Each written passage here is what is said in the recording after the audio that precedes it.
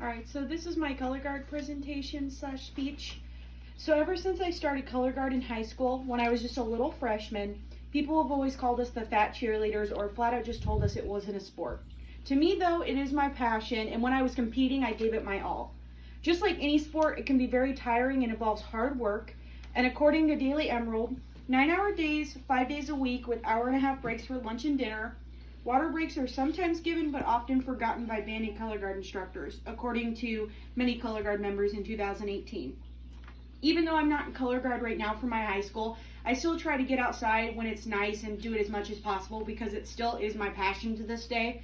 Hopefully by me explaining what color guard is, why it is so interesting and fun, and of course why it's a sport, people out there will fully understand and maybe want to try it themselves. So just some color guard background and where it started. The first color guard was in 1805 for battlefield use and to help visualize patriotic songs to entertain with the band. It was used throughout the entire Civil War to uplift the military members or anyone involved with them. Later down the line, a man showed interest in it, and according to Satori.com, in 1936, Olympian Franz Hug of Lucerne came to America from Switzerland and introduced flag swinging. What got me involved? I saw that there was tryouts happening at PCHS, which was my high school, around my junior high. And I went to the clinicals, which basically taught us the routines that we would have to know for the tryouts. And eventually I got very good, and I did it for all 4 years of my high school career, and it became a big passion of mine. Now that I have covered the color guard basics and where I started with it, let's go through the misconceptions and why people believe it's not a sport. So, simple and not enough physical exercise like football. Yeah, right. As a former freshman to senior color guard girl, it makes me roll my eyes. According to the OdysseyOnline.com, color guard might not have as much physical exertion as, say, football or soccer that rely heavily on cardio. Color guard is much more related to building and toning muscles. The act of doing various tricks with a 5-pound metal flag isn't exactly an easy feature. It takes muscle to learn and execute the moves well. And that was in 2017 by Odyssey. To a lot of people as well, for something to be a sport, you must compete with it. Color guard uses skill and muscle memory to be able to compete against schools and win overall the championship. To a lot of people as well, that a lot of people just don't know what it is or don't really want to try it out because they don't know enough about it. But the movements are demanding with a flag or a weapon, and according to Al Jazeera America, as the particles of Earth disperse, a cadre of girls catapult white wooden rifles and metal sabers high above their heads, then snatch them mid-flight. That's followed by another group of girls waving and hurling large silk flags into the air. It's an impressive feature, and that was in 2015. And it takes serious training and muscle memory to be able to do this sport. Now that you are educated about the misconceptions of color guard, let's talk about the customs and lessons that you'll need to know. So, there are different types of flags in color guard. There isn't just the 6-foot metal pole that I was talking about.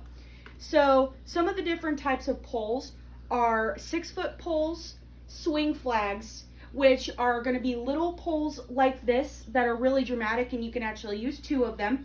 There's T-poles, which in my when I was my senior year, we used them, and they just look like a T, and there's a silk on them, and the girls run back to the back of the field so they don't see the girls, but they see the silk.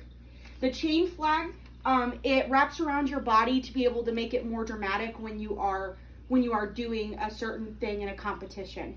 There's butterfly flags, and there's half and half flags, which is a swing flag and a 6-foot pole mix. But just to show you what a 6-foot pole looks like, this is my flag that I use to practice at home. It's just normal 6 foot high. So this is what basic color guard members use with their routines. And then also with color guard, that we also use weapons as well. So a few weapons include rifles and sabers. So I do have a rifle here. I never tried out for saber, but this is what a rifle looks like in color guard. It's pretty cool. It uses the same type of electrical tape that we use for the flags.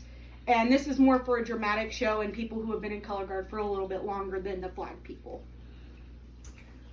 And I know it seems kind of weird to spin weapons, but according to angelfire.com, no, actually weapons are quite the norm. They may sound funny, but they are amazing to watch, difficult to spin, and add beautiful complexity to a show.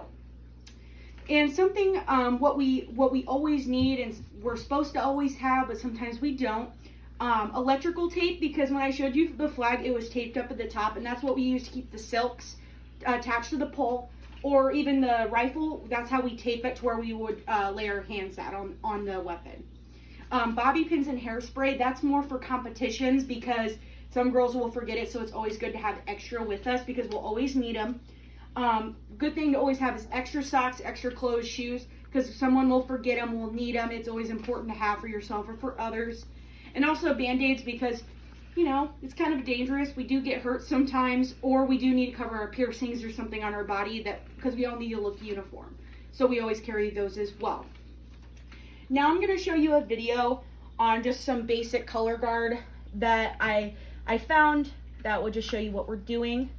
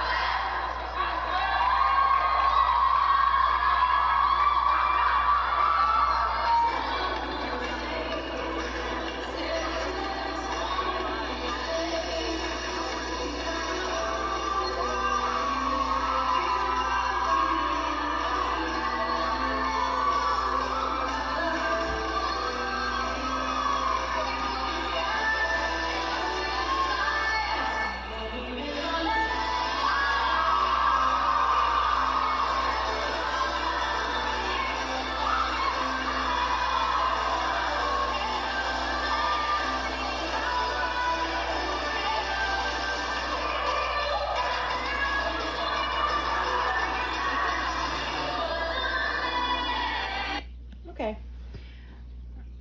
Alright, so by watching that video and everything that I talked about today, I have done my job by walking you through the world of color guard. And yes, it can be dangerous and challenging, but that's the fun part. Hopefully I have cleared up any misconceptions that have to do with it, as many people shove their opinions at you and they don't even know what they're talking about or don't know anything about the sport. Instead of doing a traditional sport, I recommend trying out the sport color guard.